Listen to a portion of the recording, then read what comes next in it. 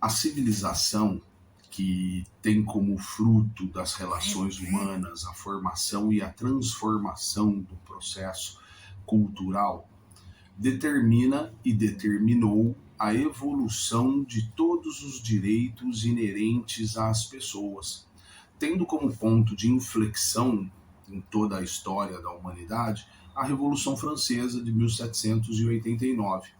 Nela declarou-se os direitos fundamentais, também chamados de direitos humanos, e deles, obviamente, decorrem gerações no sentido de evolução dos direitos fundamentais, passando pelas primeiras gerações de direitos, os direitos primariamente conhecidos como os direitos naturais das pessoas e dos homens, das mulheres e de todos os seres humanos, por isso Declaração de Direitos Humanos, tendo como segunda geração os direitos sociais, muito bem deflagrado a partir da Constituição de Weimar de 1917, e neles, direitos sociais, estão inseridos o direito à moradia.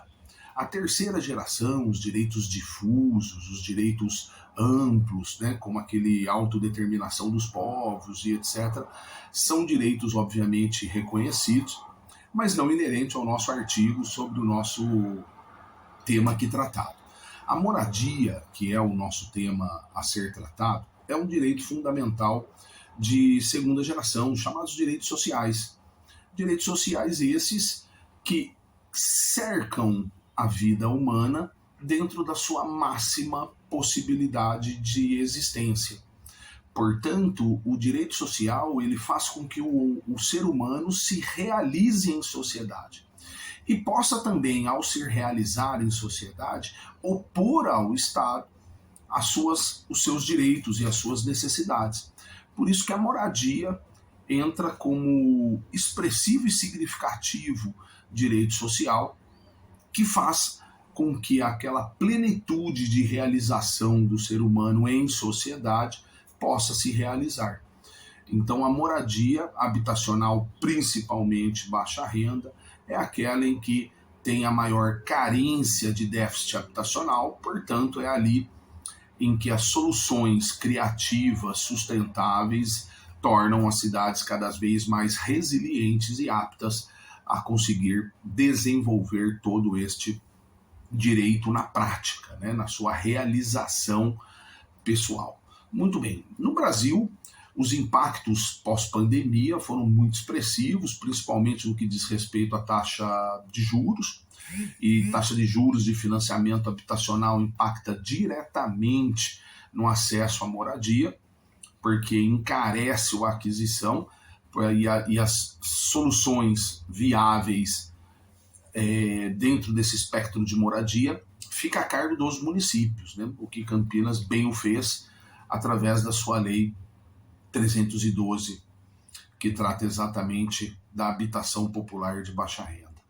Muito bem, nesse cenário fica muito importante colocar aí a realização desses direitos sociais como uma imposição jurídico-constitucional do Estado, enquanto protagonista das políticas públicas que tornam viáveis a dignidade, que tornam reais a dignidade, que as fazem realizar.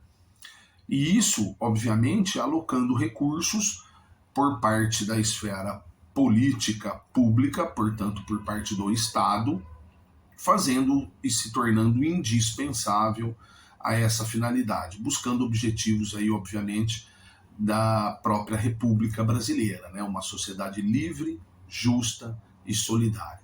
E a realização do direito à moradia é o que acaba permitindo com que isso aconteça, com que isso se realize em torno da sociedade.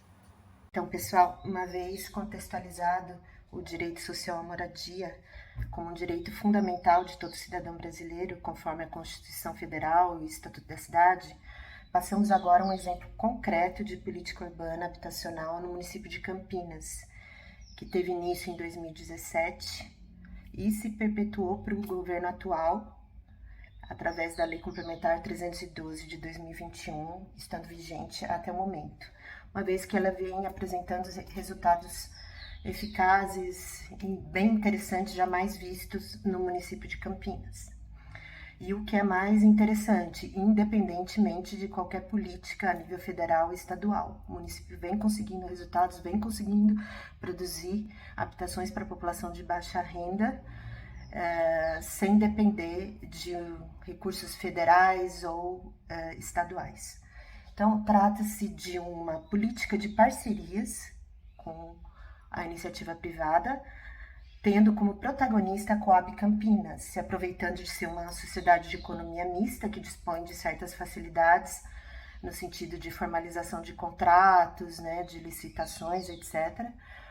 E através de uma lei com objetivos claros, critérios céleres, transparentes e uma política de incentivos fiscais no tocante ao ITBI e ao ISSQN, e também no sentido de critérios edilícios e urbanísticos, parâmetros mais flexíveis, mas sem descuidar da questão urbanística da cidade, como flexibilização de tamanho de lotes, um coeficiente a mais de aproveitamento em relação ao zoneamento, foi possível atrair o mercado imobiliário para a realização dessas parcerias a título de produção de habitação de interesse social. Mas o que o município ganha com isso? Ganha muito, aí que está a inovação dessa lei. Ele ganha a título de contrapartida social pelos benefícios da lei.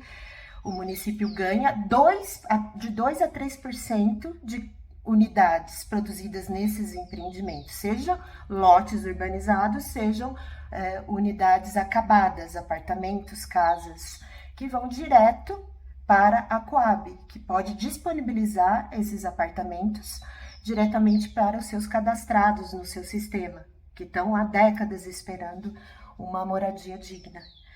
Então, no próprio artigo, vocês vão verificar, tem dados concretos explicitando a quantidade de unidades que já foram disponibilizadas para a Coab e o que está mais por vir, porque o artigo trata-se de um compêndio de dados até 2021. O que está mais sendo produzido e o que virá daqui para frente. Então, nesse sentido, nós temos um importante avanço. É óbvio que essa política sozinha não vai resolver o problema, mas ela é um instrumento a mais a cargo do poder público municipal como protagonista da política urbana de desenvolvimento territorial do país. Passo a palavra agora para o Jonathan. Olá, pessoal. Como já apresentaram, então, pelo doutor Eduardo e a doutora Gisela, né, é fato este que as políticas e os programas de níveis federais não vão dar conta, né, de toda a demanda municipal, né, principalmente quando a gente se fala de políticas urbanas no âmbito habitacional, daqueles da baixa renda, né? Então, um exemplo trazido aqui de Campinas, né, como a 312, que foi uma legislação que teve como principal objetivo fomentar este mercado popular, né, fomentar a produção de interesse social e colocando a Coab Campinas como a gestora desse plano, né, desse programa. Isso é prova e nota, né, que é uma iniciativa criativa do governo aqui de Campinas, né? Mas um outro ponto fundamental também que a gente não pode esquecer, que é a formação de fundos exclusivos que possam atender, né, essas famílias, né, de 0 a 3, essas famílias que muitas vezes, mesmo com os incentivos fiscais, com os incentivos de financiamentos dos bancos, né, não vão se encaixar. Então, a formação de fundos exclusivos, neste caso em Campinas nós temos um fundo chamado Fundap, que é um fundo próprio para a sua habitação, né? Também ele é interpretado como um dos braços políticos aqui de Campinas, né? Com o objetivo de criar financiamento, né, de reforma habitacional, criar financiamento de habitações, criar financiamento, né, de questão de materiais, de mão de obra, trabalhar exclusivamente também com as obras de infraestrutura no caráter de regularização fundiária, né? Aquisição de glebas para produção de habitações para reassentamento de famílias, né? Então, quando você tem um fundo exclusivo, nesse caso aqui em Campinas, o Fundap, que tem como objetivo atender essa subhabitação, né? Junto com uma política urbana, junto com legislações exclusivas, a gente começa a criar um arcabouço, então, de soluções municipais. né? Então cabe sim aos municípios, cabe sim aos estados, cabe sim ao governo, né, de uma maneira geral, criar incentivos, criar políticas próprias, mas nada melhor que o próprio município usar a sua criatividade, usar a sua legislação, porque esse sim sabe exclusivamente essa demanda, este sim sabe exclusivamente, né, qual que é o seu déficit habitacional, né, qual que é o perfil da sua população e como ele pode então, né, criar arcabouços jurídicos, técnicos, urbanísticos, né, que vem então fomentar cada vez mais, pessoal. Então este artigo, né, que pelos 3 autores aqui que tem a vivência prática na produção de interesse social, né, tem como principal objetivo trazer esses 2 pilares, então, né, com uma forma criativa, que é atuar dentro da política urbana no aspecto habitacional, né. A alteração de uma legislação, que é a nossa 312, colocando a Coab, né, que é a detentora do conhecimento, né, quando a gente fala de baixa renda, quando a gente fala de produção habitacional popular, né,